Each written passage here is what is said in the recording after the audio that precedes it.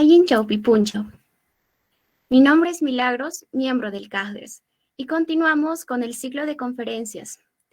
En esta oportunidad me complace en presentar un tema muy interesante que es acerca del reconocimiento de la justicia indígena, que será desarrollada por el doctor Sergio Armando Villarramos, quien es abogado por la Universidad de Guadalajara, ex miembro de la Clínica Internacional de Derechos Humanos de la Universidad de Guadalajara, ex pasante de la Corte Interamericana de Derechos, de Estudios e Investigación de Derechos Humanos y Humanitarios, y miembro de la Asociación de Participantes del Concurso Interamericano de Derechos Humanos de Washington College of Law, de la American University. Bueno, sin más preámbulos, soy el doctor.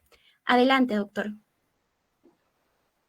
Gracias, Milagros. Buenos días a todas y a todos los que nos escuchan del otro lado.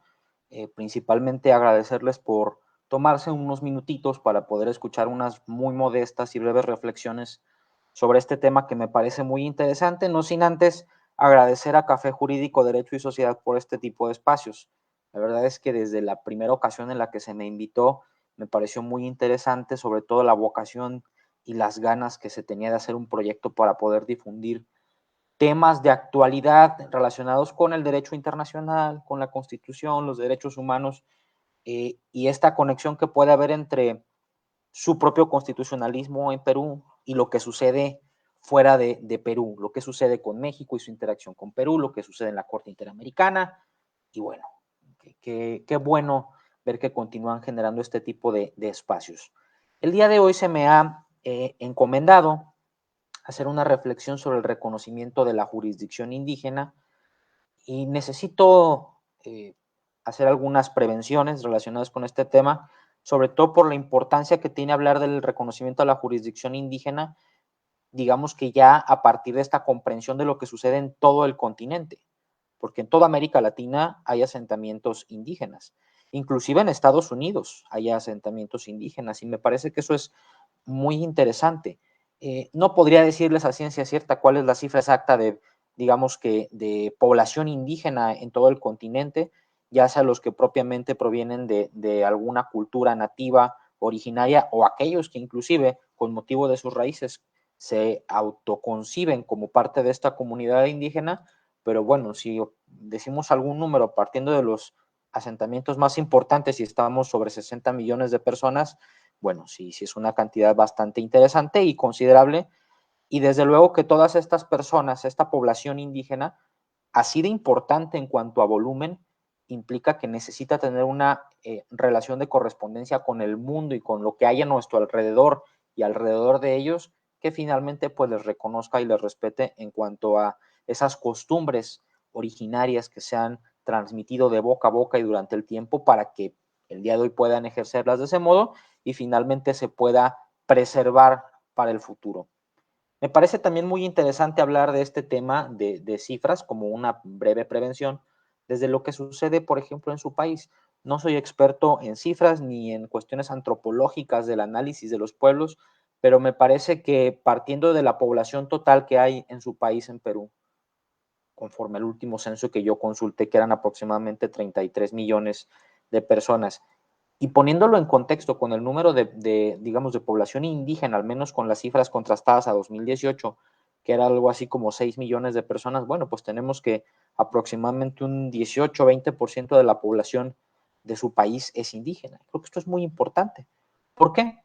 Porque cuando nosotros conformamos los documentos constitucionales en nuestros países, tenemos que tomar en cuenta factores a los que conocemos como poderes fácticos, como aquellos elementos importantes dentro de un territorio determinado, que finalmente son los que interactúan en el día a día y que hay que precisar en un documento para que puedan desarrollarse y que puedan interactuar con todos los demás factores de manera armónica.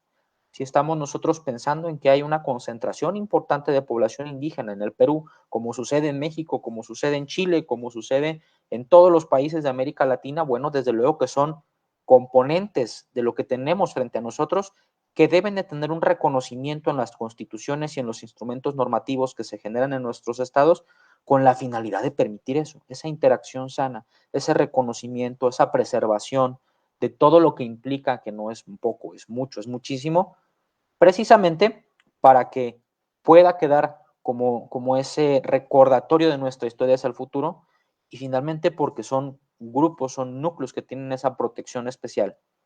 Básicamente por eso señalo esto. Esa es la importancia de hablar de esto. Cuando yo comúnmente escucho reflexiones sobre lo que es el derecho de las comunidades indígenas, de los pueblos tribales, de las comunidades campesinas, o como dice en la constitución de ustedes, las comunidades nativas, yo escucho cuestiones relacionadas con la tierra, con los usos y costumbres, con la comprensión ancestral, con el derecho a la alimentación culturalmente adecuada, desplazamientos, lamentablemente, todo eso. Pero hay un elemento muy importante que tiene que ver con el modo de ejercer los derechos. Es decir, ¿qué sucede cuando hay un conflicto sobre la comprensión de un derecho en donde se involucra a una comunidad nativa, como dice su constitución, indígena, un pueblo tribal, o alguno de sus miembros? ¿Qué hay que hacer? ¿Cómo hay que poder desarrollar un proceso cuando se está frente a esta, digamos que imperiosa necesidad de generar un equilibrio entre la comunidad o un miembro de esta comunidad y lo que conocemos nosotros consuetudinariamente como el mundo que nos rodea, ¿no?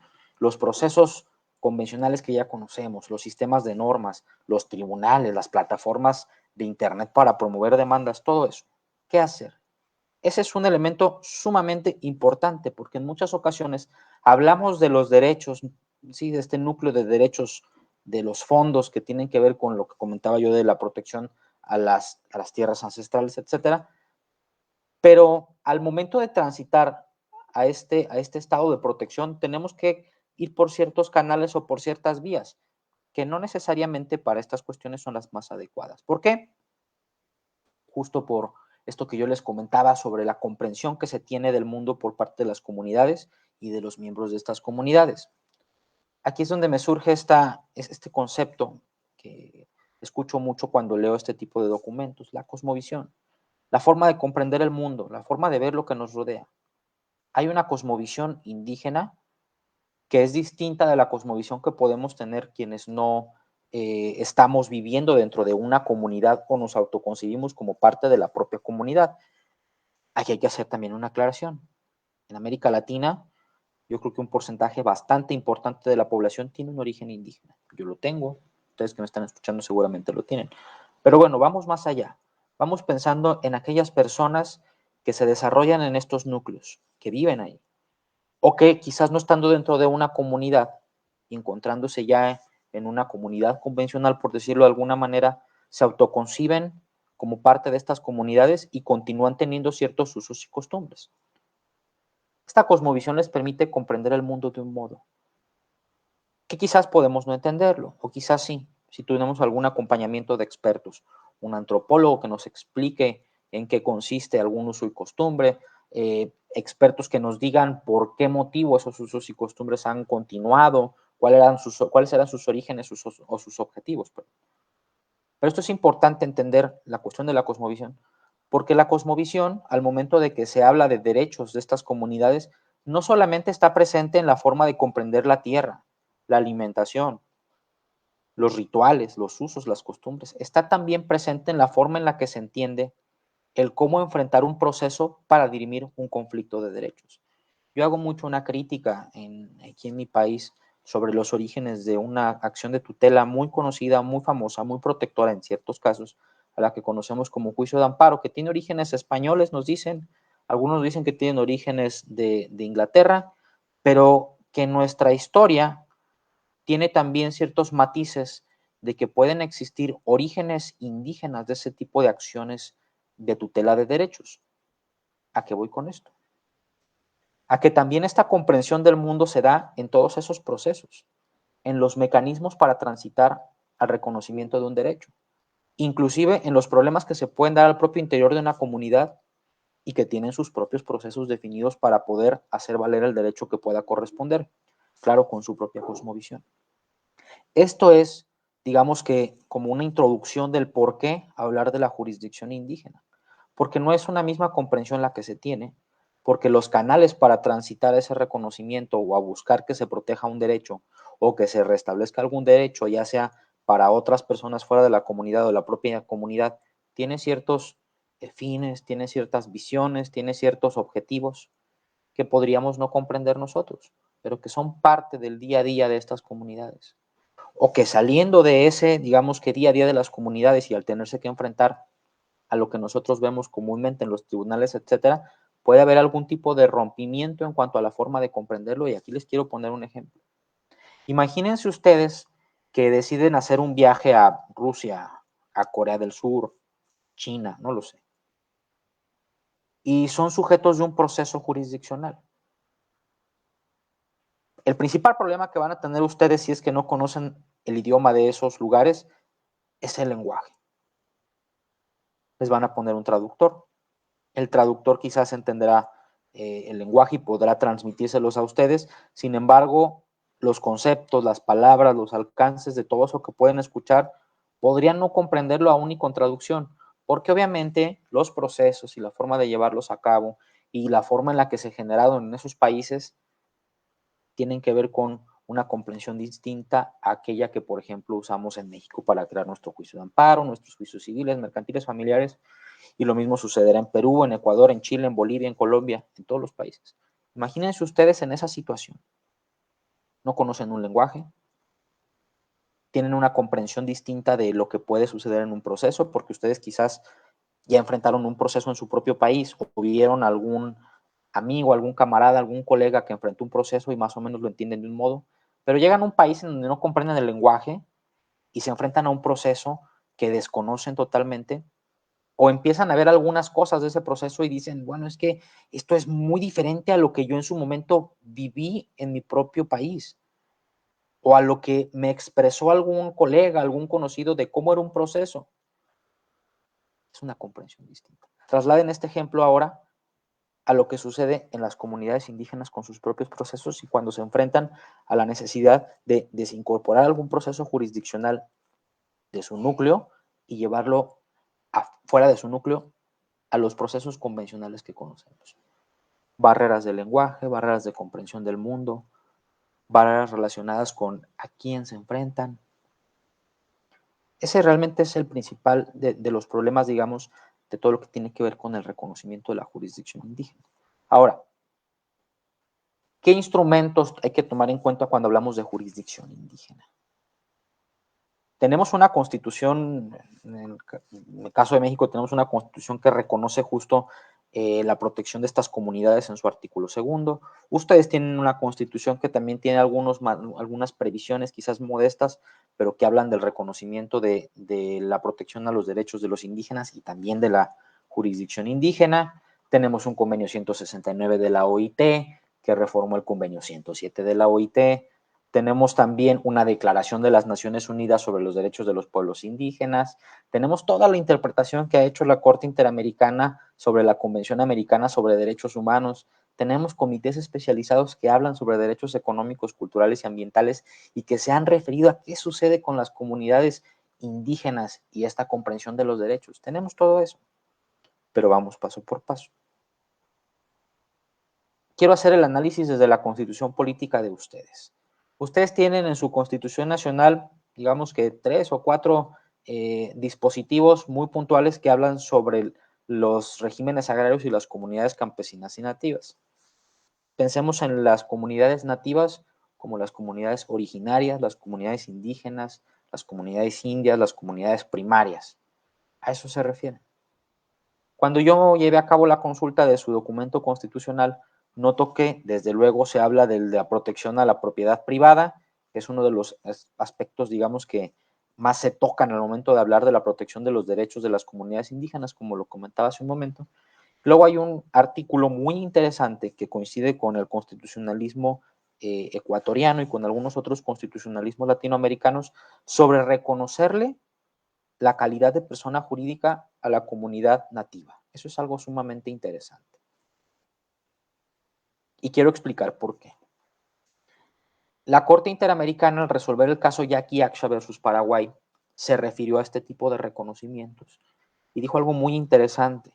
La Corte consideró que el otorgamiento de la personalidad jurídica en los cuerpos normativos sirve para hacer operativos los derechos que ya existen de estas comunidades y que los vienen ejerciendo históricamente, pero no significa esto que a partir de ese momento se les reconozca la posibilidad de ejercer o gozar de esos derechos.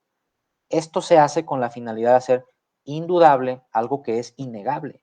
Esos derechos que vienen ejerciendo de forma periódica desde tiempos, como se dice, inmemoriales, inclusive antes de la constitución del Estado como lo conocemos hoy en día.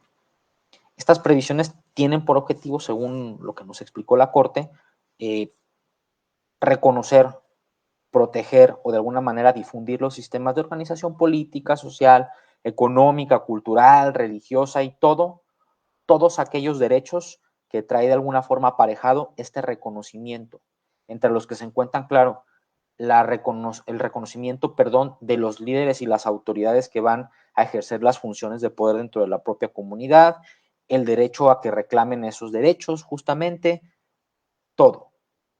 Claro, la interpretación que tenemos que dar de estos reconocimientos de personalidad jurídica en las constituciones también tiene que ver con el reconocimiento de que se les permita llevar a cabo procedimientos conforme a sus usos y costumbres, o que cuando la propia comunidad o sus miembros se enfrenten a procesos fuera de su propia comunidad, tengan protegido el derecho a que se van a tomar en cuenta esos usos y costumbres y que se va a buscar la forma de que se enfrenten a los procesos con base en su propia cosmovisión. Y esto es muy complicado en el día a día. Ya explicaré un poquito qué se tiene que cumplir y por qué sería complicado. Si continuamos con el análisis de su constitución, hay una porción específica que es el artículo 149, en donde se habla de la posibilidad, bueno, no la posibilidad, dice la constitución pueden ejercer, pero yo creo que se puede, tendría que sustituirse por se tiene que reconocer que deben o que ejercerán, ¿sí? Porque ese pueden es como una posibilidad y no, esto es un derecho tal cual, pueden ejercer las funciones jurisdiccionales dentro de su ámbito territorial de conformidad con el derecho consuetudinario, sus usos, sus costumbres, siempre que no se violen los derechos fundamentales de las personas. ¿Sí? Es complicado el tema de entender el derecho consuetudinario, los usos y costumbres, este sistema de creencias, porque para entender principalmente qué puede o no ser un uso y costumbre el día de mañana cuando se enfrenten a algún tipo de proceso y exista la necesidad, de trasladarlo a un sistema, digamos, no tradicional, un sistema convencional de justicia, pues hay que evaluar que efectivamente exista un uso y costumbre, hay que entenderlo, hay que tratar de darle un sentido, hay que hacer como este ejercicio de análisis a la luz de la propia Constitución y de todos estos cuerpos normativos, hay que contrastarlo con los derechos fundamentales reconocidos en la propia Constitución y en cualquier tratado internacional que pueda tener aplicación en el estado de que se trate, y a partir de eso determinar si una determinada resolución, a su vez, cumple o no con estas funciones. Fíjense qué complicado es esto. Pero bueno, esto está reconocido en su propia Constitución. Claro, digamos que la Constitución, y esto es algo que pasa mucho en los regímenes constitucionales en todo el planeta, la Constitución tiene ciertas previsiones que son generales, son abstractas, son neutras y tienen que irse interpretando. Hay que sustraer cierta esencia de ellas y generar fórmulas, ecuaciones para resolver problemas. Sucede lo mismo.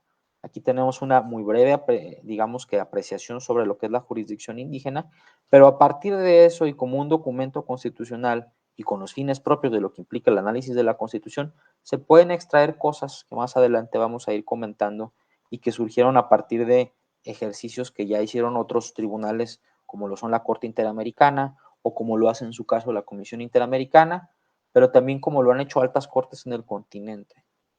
Este ejercicio es muy interesante para poder conformar cierta comprensión. Hay que entender que así como hay un constitucionalismo que dialoga, tribunales que dialogan entre cortes, que establecen ciertas sentencias, tomando sentencias de otras cortes, etcétera, este ejercicio se vuelve muy interesante cuando pensamos en que hay cierto contenido ideológico o ciertas cuestiones que nos dan conexión entre estados en América Latina, por ese solo hecho. Ahora, dentro de los documentos o instrumentos que también se han reconocido en Perú y en gran parte de los estados latinoamericanos y que ha sido retomado por la propia Corte al resolver casos que involucran a comunidades indígenas, está desde luego el famosísimo y muy conocido convenio 169 de la Organización Internacional del Trabajo, que se refiere a las comunidades indígenas y a los pueblos tribales, como les comentaba. Este documento es producto de una revisión del convenio 107, se vieron en la necesidad de actualizar ciertas pautas, darle un mayor alcance y bueno, tenemos este convenio 169 que tiene disposiciones relacionadas con el reconocimiento de las tierras ancestrales, la consulta indígena para cuestiones relacionadas con proyectos extractivos o empresas, etcétera, pero tiene también algunas previsiones muy interesantes sobre el reconocimiento de la jurisdicción indígena, ¿sí? O sobre el reconocimiento de la necesidad de que los procedimientos jurisdiccionales formales o materiales en los cuales se va a dirimir alguna cuestión relacionada con los derechos se lleve a cabo conforme a la cosmovisión indígena. Por ejemplo, el artículo 9 justo habla de qué sucede con los delitos y con los procesos y con los miembros de las comunidades y las propias comunidades. Se habla de la posibilidad de que sus propias autoridades lleven a cabo procesos penales en los que se tomen en cuenta los usos y costumbres. Su interpretación no tendría que restringirse únicamente al ámbito penal. Eso es algo que, por ejemplo, la Corte ha hecho cuando, la Corte Interamericana, cuando interpreta los artículos 8 y 25 de la Convención Americana sobre Derechos Humanos. La Corte dice, bueno, es que hay algunas previsiones que al ser analizadas conforme a un documento, digamos que constitutivo, porque tiene quizás cierta naturaleza constitutiva, pues tienen que analizarse de forma amplia. Son abstractos, son genéricos, son neutros, y aunque pareciera que dice que esto es para el derecho penal, en realidad la interpretación correcta y ampliada es que tiene que ver para cualquier tipo de proceso o procedimiento en el que se tenga que dirimir alguna situación relacionada con los derechos de una persona civil, mercantil, familiar, cualquier tipo de índole. Este artículo que habla sobre la posibilidad de que las autoridades de las propias comunidades y sus tribunales se pronuncien conforme a los usos y costumbres o fuera de ahí, no solamente tendría que interpretarse en el ámbito penal. ¿Qué implica esto? Que es un reconocimiento completo de la jurisdicción formal y material indígena. Si continuamos nosotros analizando ese convenio 169 de la OIT, vamos a encontrar también otras provisiones que tienen que ver con la imposición de las sanciones penales. Claro, si se habla de tomar en cuenta las características económicas, sociales y culturales en la aplicación de las penas, pues entonces tenemos que entender que se habla de que aquellos que tienen la facultad de imponer estas sanciones tomen en cuenta esas circunstancias económicas, sociales y culturales.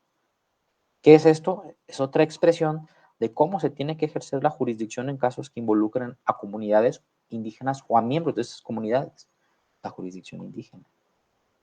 Se habla inclusive también en otro artículo, que es el artículo 12, de esta protección que tiene que haber integral para todos los derechos que le corresponden a una comunidad. Si una comunidad indígena y sus miembros tienen protección al ser reconocida su personalidad jurídica en un país, y esto implica que se reconozcan todos sus derechos, y uno de estos derechos es el derecho, a la protección judicial y a las garantías judiciales, y esta, digamos que previsión del convenio 169 de la OIT dice que todos sus derechos tienen que ser protegidos tomando en cuenta estas circunstancias, pues desde luego también el derecho a la protección judicial y a las garantías judiciales tiene que respetarse con base en esos parámetros, tomando en cuenta las características económicas, sociales y culturales. Y esto es muy interesante porque este es un ejemplo de cómo pueden interactuar, hablando de la Convención Americana sobre Derechos Humanos, el artículo 26, cuyo pleno y eficaz y completo reconocimiento es muy reciente y justo a partir de un caso relacionado con comunidades indígenas, el caso La Cajonat versus Argentina, con otros derechos. Tenemos entonces el derecho a la protección judicial y a la jurisdicción, y tenemos esta, digamos que pauta interpretativa amplia de tomar en cuenta estos aspectos en el artículo 26 de la Convención. Coexisten de este modo. Digamos que todo esto que establece su constitución en los artículos que destacamos, lo que dice el convenio 169 de la OIT, es una expresión de lo que luego vemos en la propia Convención Americana sobre Derechos Humanos.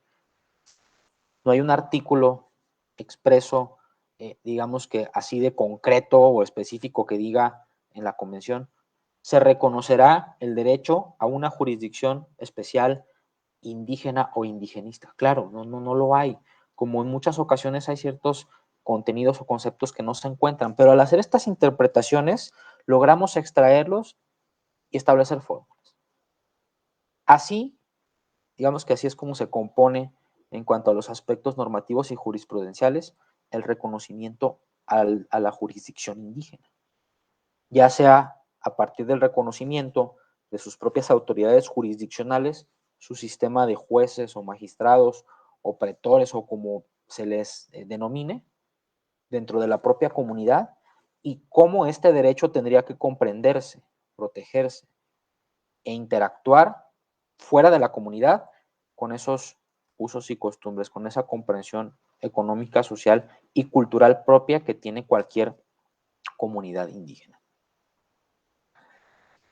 Ya hablamos de lo que es la cosmovisión, de dónde parte la necesidad de establecer una jurisdicción indígena, ya hablamos un poco de la jurisdicción indígena, ya hablamos de, digamos que las previsiones normativas que nos hablan de esta comprensión. Ahora tenemos que entender más a fondo, más a detalle, el por qué generar una jurisdicción especial indígena. Si tenemos un sistema de procesos normado por códigos, por ejemplo en México el Código Procesal Civil, el Código de Comercio que establece cómo comparecer ante un tribunal, ¿por qué generar este tipo de procesos especiales? ¿Por qué darles reconocimiento? ¿O por qué buscar la forma de que interactúen unos con otros? Tiene que ver con la cosmovisión, cómo lo llevamos. Pero ahora pensemos en lo siguiente. Hay otro derecho muy importante reconocido en todos nuestros constitucionalismos y en la propia convención, que es el derecho a la aplicación en condiciones de igualdad de la ley. Todos los habitantes de una determinada demarcación territorial de un estado. Sin embargo, si aplicáramos de forma, digamos que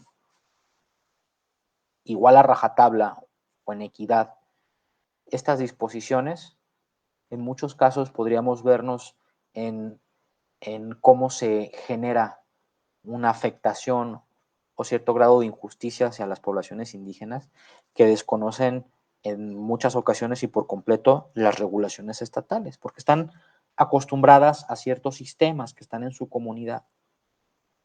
¿Sí? Si este principio implica de alguna forma un trato en condiciones de igualdad en la administración de justicia, entonces podríamos enfrentarnos a una grave desventaja. Como ustedes saben, hay ciertas medidas afirmativas que tienen por objetivo que en los procesos judiciales se genere un equilibrio. Conocemos los protocolos y todos los contenidos jurisprudenciales para juzgar con perspectiva de género. Conocemos también cómo interactúa con los procesos judiciales y las niñas, niños y adolescentes el principio de protección del interés superior de los menores. Sabemos que también existe una medida con estas características para aquellos casos en los cuales hay adultos mayores que se enfrentan a procesos jurisdiccionales y que todas están encaminadas a generar equilibrios para mitigar desventajas. Sucede lo mismo en este caso. El reconocimiento de estas jurisdicciones y de todo lo que implica tiene que ver justo con eso, con medidas afirmativas que puedan generar ciertos equilibrios. Vamos pensando en el reconocimiento de los propios procedimientos en las comunidades, pero luego hay que ver cómo pueden interactuar con los procedimientos convencionales. De eso se trata. Vamos haciendo como ciertas como highlights. Este reconocimiento de los derechos indígenas, como lo hemos comentado, presupone la coexistencia con el derecho convencional, por decirlo de alguna manera. En una situación jurídica, en un proceso, por decirlo de alguna manera, en el que se encuentra involucrado algún individuo de una comunidad indígena o la comunidad indígena, se tiene que aplicar el derecho estatal por excepción, ¿sí? Porque hay un reconocimiento primario de los usos y costumbres para resolver una contienda jurisdiccional cuando se encuentra involucrado una comunidad indígena o un individuo de esa comunidad indígena. Hay ciertas limitaciones sobre la aplicación de todo esto. Podemos quizás destacarlas de la siguiente manera. Se reconoce un deber de los juzgadores de atender o considerar los derechos indígenas, más no su aplicación directa. Que esto creo que es algo que ha surgido en muchas resoluciones que yo he tenido la oportunidad de ver y que me parece preocupante porque tendría que ser, como lo comentábamos al inicio, al revés. Al momento de aplicar alguna comprensión de derechos, hablando de poblaciones indígenas, se tiene que aplicar un estatuto real, ¿no? Hay que llevar a cabo un análisis conforme a todos los elementos que se encuentran a partir de esta delimitación que pueden tener y que es en donde generalmente se lleva a cabo la comprensión de estas características que hemos comentado en muchas ocasiones, económicas, sociales, culturales, y a partir de eso establecer como ciertos marcos, ciertos parámetros. Claro, cuando hablamos de la jurisdicción de la propia comunidad, no habría ningún problema. ¿Cómo se difunde estos usos y costumbres? Generalmente es de boca en boca. El problema surge cuando hay que trasladar estos procesos especiales y hay alguna conexión con los procesos convencionales. Acá es en donde puede haber problemas. En los casos de aplicaciones de estatutos personales se debe aplicar el derecho o costumbre más benéfico para las comunidades indígenas y para los miembros de la comunidad indígena. ¿Esto a qué se refiere? Y me parece muy interesante. Es como una no reinterpretación, sino otra visión de cómo tendría que aplicar el propio principio pro persona. Como saben ustedes, el principio pro persona, que subyace de los artículos que hablan sobre las pautas para interpretar los derechos, cuando nos trasladamos a la Convención Americana sobre Derechos Humanos, nos dice que es la aplicación de aquella norma o de aquella interpretación que resulta más benéfica para las personas. Ahora pensemos en su aplicación cuando tenemos derecho consuetudinario, usos y costumbres indígenas y algunas normas convencionales o estatales que hablan también sobre la protección de la persona. Claro, podría darse el caso de que un uso y costumbre pueda no ser tan protector como una norma convencional, como una disposición de un código, de una ley o de la propia Constitución. Esto es un ejercicio sumamente interesante. Podemos, de alguna manera, como resumirlo en estos puntos específicos. Ya hablamos del por qué reconocer estas jurisdicciones, ya hablamos un poco del origen de la cosmovisión, dimos un ejemplo, hablamos del reconocimiento jurídico a partir de los instrumentos importantes sobre esta jurisdicción. Ahora, me parece muy interesante hablar de qué se ha dicho en la jurisprudencia, qué se ha dicho por la Corte, qué se ha dicho por la Comisión Interamericana sobre todo esto. Al inicio de la exposición, yo les comentaba algo que se contiene en el propio caso Yaqui Acha versus Paraguay. Es un caso muy interesante que habla sobre el reconocimiento de los derechos de las comunidades indígenas y hay mucho contenido sumamente interesante que surge justo a partir de este caso, que después es retomado en otros casos o este caso se construye de otros casos, pero es muy interesante este caso para el establecimiento de la comprensión de la jurisdicción indígena.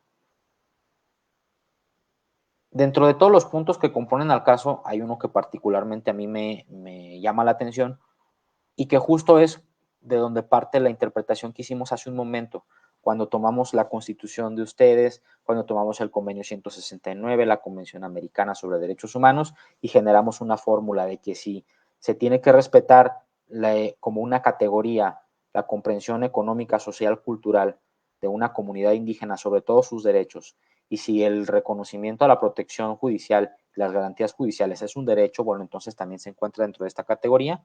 Cobra sentido cuando la Corte Interamericana, en el caso de Yaqui Acha, dice que en relación a los pueblos indígenas es indispensable que se otorguen una protección efectiva que tome en cuenta sus particularidades propias, sus características económicas y sociales, así como situación de especial vulnerabilidad, su derecho consuetudinario, valores, usos y costumbres. Todo lo que hemos comentado, lo que hemos tomado para generar una fórmula se encuentra reconocido en este caso, en esta idea. Digamos que esa va a ser nuestra pauta para el día de mañana si tenemos un caso que tiene que ver con comunidades indígenas o con individuos que son parte de la comunidad indígena. Así vamos a englobar todo y así vamos a buscar que se valide esta interpretación. Ese es el punto cúspide de todo esto, por decirlo de alguna manera. Sin embargo, también hay pronunciamientos de la propia Comisión Interamericana que se refieren a todo esto. Por decir algo, en el informe de fondo del caso del pueblo de la comunidad indígena Uwa y sus miembros versus Colombia, justo se habló de esto, de cómo los estados tienen la obligación de eliminar cualquier tipo de barrera u obstáculo que pueda poner en peligro el ejercicio de cualquier tipo de derecho. Claro, el reconocimiento de las tierras ancestrales, de sus actividades, de su alimentación culturalmente adecuada, de todo eso. Pero desde luego, también eliminar las barreras o los obstáculos que les permitan desarrollar sus procedimientos jurisdiccionales o enfrentarse a un procedimiento jurisdiccional el día de mañana, si es que es el caso de comparecer ante autoridades convencionales. Básicamente así es como se compone. ¿Qué se ha dicho en la jurisprudencia, en resoluciones de altas cortes, sobre el reconocimiento de esta jurisdicción? ¿Qué tiene que tomarse en cuenta? ¿Qué hay que desarrollar el día de mañana cuando existe la necesidad de juzgar, por ejemplo, un caso en donde se involucra una comunidad indígena o un individuo de una comunidad indígena, fuera de la propia comunidad indígena? ¿Qué pasa? ¿Qué hay que hacer con todo esto? ¿Cuáles son los elementos que se tienen que tomar en cuenta? Ya lo hemos referido en muchas ocasiones, los conceptos costumbres, especificidades culturales, inclusive este foro se habla de interculturalidad, justo eso. En el ámbito de estos procesos, entre otras cosas, se tienen que tomar en cuenta, por ejemplo, la existencia y vigencia de una costumbre en los términos que puedan invocarse por las personas que comparecen ante un proceso, un individuo o una propia comunidad. Se tiene que considerar también las particularidades de la propia comunidad, sus necesidades, la protección que se busca, el contexto cultural en el que se desarrolló esa comunidad o la persona. Todo eso se tiene que tomar también en cuenta. Se tiene que tomar en consideración las características propias que diferencian a los miembros de los pueblos indígenas, de estas poblaciones que nosotros sabemos que tienen un reconocimiento especial, y de la población en general, fuera, nosotros, por decirlo. También se tiene que facilitar la defensa adecuada, y aquí hay algo que yo quiero retomar de un trabajo académico muy interesante de un colega mío, Jesús Manuel Orozco Pulido, que se llama el defensor indigenista. No basta con que un defensor conozca la lengua que pueda hablar una persona o grupo de personas de una comunidad para considerar que al enfrentarse ellos a un proceso convencional se está cumpliendo con la protección de estos derechos. Tiene que ser un defensor que entienda, que comprenda de forma adecuada la cosmovisión del propio pueblo, para que pueda el día de mañana ser un real canal, ¿sí?, o un vocero de lo que se tiene que expresar ante un proceso. Eso es algo muy interesante. Resulta ser complicado por nuestras propias dinámicas de creación de fiscalías, bueno, no de fiscalías, de defensorías públicas que dan este tipo de servicios, pero bueno, es algo que queda en el tintero para desarrollar más adelante y que tiene que también resguardarse por el Estado. Como ustedes saben, puede darse el caso de que la comunidad tenga miembros dentro de su propio núcleo que puedan ser estos voceros, pero el Estado, pese a eso, tiene la obligación de buscar la forma de proporcionarlo. También me parece que dentro de los puntos que no hemos tocado y que está en todos los materiales que pueden consultar, está el de precisar qué papel tiene la costumbre en el proceso judicial. Puede haber casos en los que la costumbre sí juega un papel muy importante, hay que buscar la forma de describirlo, pero hay que entender también algo. No son obligaciones que correspondan al individuo o a la propia comunidad indígena. Son obligaciones que corresponden al propio Estado. El Estado tiene que buscar protegerlo, tiene que llevarlo hacia ellos.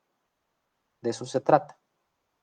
¿Sí? No existe una posibilidad de desconocer esto y de creer que, bueno, es algo que le corresponde llevar a cabo a las propias comunidades. El Estado tiene obligaciones digamos que positivas para el respeto de todos estos contenidos a los que nos hemos referido.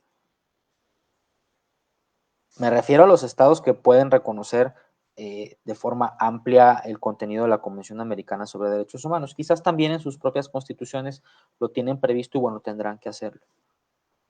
Sabemos que hay estados en América Latina que son parte de la Convención, que luego tratan de hacer notar como que no son parte y están en una situación complicada. Bueno, finalmente todo esto tendría que reconocerse. Para terminar, ¿qué puedo comentar sobre el caso? Yo como litigante que se desempeña justo en el ámbito del derecho en mi país, noto que los procesos son sumamente formales, son sumamente complejos. Inclusive para nosotros los profesionales del derecho en muchas ocasiones son complejos. Para nosotros cuesta mucho trabajo transmitirle a nuestros clientes qué está sucediendo en un proceso. Ahora pensemos en que hay que transmitirle qué sucede en un proceso de esta naturaleza a alguien que tiene otra comprensión del mundo. Eso por lo que vea uno de los aspectos que tienen que ver con la jurisdicción a la que nos estamos refiriendo. Pero luego pensemos en lo que sucede en las propias comunidades. Estas comunidades desarrollan de forma importante y con esta transmisión de la costumbre boca a boca, de día a día, de tiempo a tiempo, una forma de llevar a cabo los procesos. ¿Nosotros quiénes somos para poder impedir que lleven a cabo ese tipo de manifestaciones de la expresión de lo que es la jurisdicción en sus propias comunidades?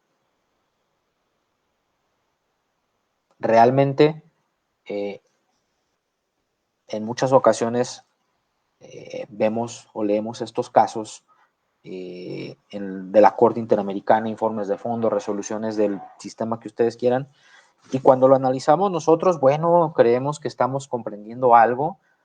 Inclusive yo se los digo, leo y veo la forma en la que se componen todas estas jurisdicciones, a qué se refieren, cuáles son sus alcances, pero no podemos tener tampoco esa comprensión si no nos encontramos dentro del propio núcleo para entender en su día a día cuál es la importancia y la relevancia de todo esto.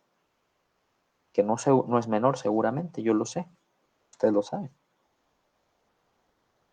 ¿Por qué reconocer esto? Precisamente porque digamos que ese trasfondo, esos orígenes que hay, son más importantes en muchas ocasiones que lo que nosotros día a día estamos generando en organismos sumamente complejos y sumamente problemáticos sobre el derecho, sobre cómo hacer normas.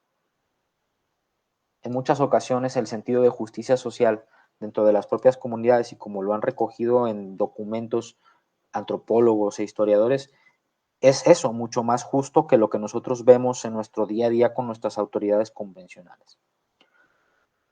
Creo yo que pese a tener desde hace muchísimo tiempo este tipo de previsiones sobre el reconocimiento de la jurisdicción indígena y en general de los procesos y de los derechos de las comunidades indígenas y de sus miembros, pues digo, hoy es 25 de noviembre del 2021 y les aseguro que el día de hoy está sucediendo algo en algún lugar de Latinoamérica en donde se está llevando a cabo un acto contrario a este tipo de derechos. No es menor la presencia de las comunidades indígenas en nuestro continente, ¿eh? Eso hay que tomarlo en cuenta. ¿Quién nos da el derecho a creer que podemos desconocer todo eso? Pues realmente no hay forma de. Lamentablemente, hay intereses económicos, hay intereses políticos también, que son los que originan la afectación o el desconocimiento de todo esto. Pero bueno, por eso estamos el día de hoy hablando sobre lo que es la jurisdicción indígena, sobre la interacción que hay entre las comunidades indígenas y digamos, la población en general, sobre lo que son sus derechos, cuáles son, cómo se defienden, cuáles son los canales, obviamente para evitar que suceda eso en el futuro. Muchas gracias. A usted, doctor Sergio, muchas gracias. Y efectivamente, es significativo reconocer y pues legitimar el reconocimiento de la justicia indígena en aras de resolver los conflictos que se suscitan en nuestro contexto latinoamericano. Doctor, de repente algunas recomendaciones finales. ¿Qué podría yo recomendarles? Miren, yo esto ya lo he platicado con ustedes. Los mecanismos de protección sirven, claro, para defender derechos, son para atender una contingencia presente, real, actual sobre la afectación de algún derecho, pero creo que hay que tomarlos y hay que buscar llevar a cabo litigios estratégicos. Hay que buscar la forma de que sirvan para generar un mayor alcance en la comprensión de los derechos. Te puedo comentar a ti, Milagros, y a quienes nos escuchan, que en México el juicio de amparo ha servido para llevar, para generar un mayor alcance sobre la comprensión de los derechos, claro, también de comunidades indígenas.